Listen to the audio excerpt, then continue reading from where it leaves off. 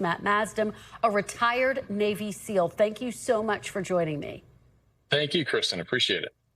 Well, we appreciate your being here on Election Day. I do want to have you respond to what you just heard from your opponent. He just told me he does see his campaign as having momentum in these closing hours.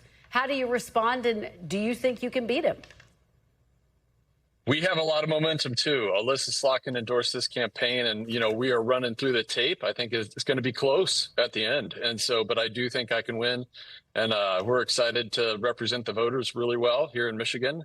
We're fighting for, lower costs. We're fighting for accountability, and we're fighting to get corruption out. And so that's our message. That's what I'm hearing on the doors. I love connecting with voters, and we can absolutely win this thing. Let me ask you, because both you and your other opponent, Bridget Brink, have suggested that one of you should drop out of the race to consolidate the more moderate vote. Neither of you has done that. And I wonder if on this election day, you're concerned that that may have, in fact, created an opening for William Lawrence. I think what people in this district want is a fighter. I showed that I was willing to fight for the Constitution for 20 years, and I'm going to fight for people in this district as their congressman. And I think people are mad. People are upset with the way things are. They're mad at Trump. They're mad at parties. They're mad that things cost too much. And they want to see people stand up for them in Congress. I think Congress needs to get in gear and actually do the job that they're there, that the Constitution intends. And that's what they want to see. They want to see somebody that's going to fight for them and stand up and do the right thing. Let me ask you to respond to some reaction from Congresswoman Jasmine Crockett, who is backing Brink. She slammed you for suggesting Brink drop out, saying that this only comes up when there's a woman or a person of color on the ballot. What's your reaction to that type of criticism? I connect well with voters, and I'm excited to do that more and more as we move forward. As I'm knocking doors, which I love to do, we really get around and hear the issues of the district. People think things cost way too much. People thinks, Trump needs to be accountable for the rampant ICE raids for Iran. And so I think I do the best job in this race of connecting with voters. And I'm excited to have people vote for me, in this race here on August 4th and then in the fall. So let's say you do win tonight.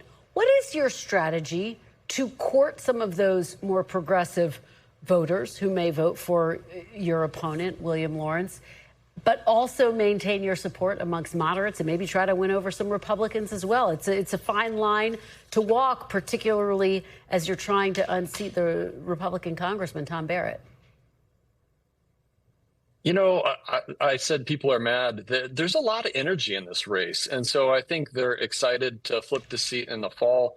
We've all pledged to get behind whoever wins. I think the people who are voting for us will follow. And Tom Barrett has done no favors to this district. He has voted against it at every turn. He's taken $500 million from Michigan State. He's kicked tens of thousands of people off of health care and taken food from kids. And I find that unconscionable. I refuse to stand by while we say we don't have money for housing and health care, but we have money for tax cuts for billionaires and to drop bombs on other countries. And I do think my veteran status goes a long way to neutralize Barrett's veteran status. I think he ran on it last time as his platform. And this time around, it's not an advantage for him. And I'm going to make him talk about the issues. And I'm excited because I don't think he'll do well there. Well, let me follow up with you on that point to some extent, because according to recent polling from the Washington Post, 74%, that's nearly 3/4 of Democrats, want to reduce or end military support to Israel. You have not committed to ending all weapons sales. Do you think you're in line with where the Democratic base is on this issue? And how do you think that could play in tonight's results? I think we should have oversight of all the countries we provide aid to and work with. And whether it's Morocco or Israel, South Korea, I think your role is oversight in Congress. And so that's something that I want to do. I think it's important to do.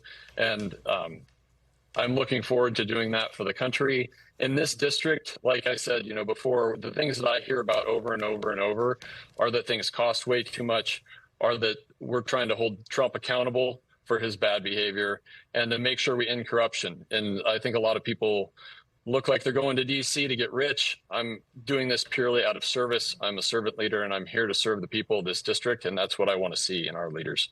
Before I let you go, I'm going to ask you the same question that I asked Mr. Lawrence, which is this announcement by the DOJ that it plans to monitor polling sites in 4 Michigan cities, including in Lansing. What's your reaction to that?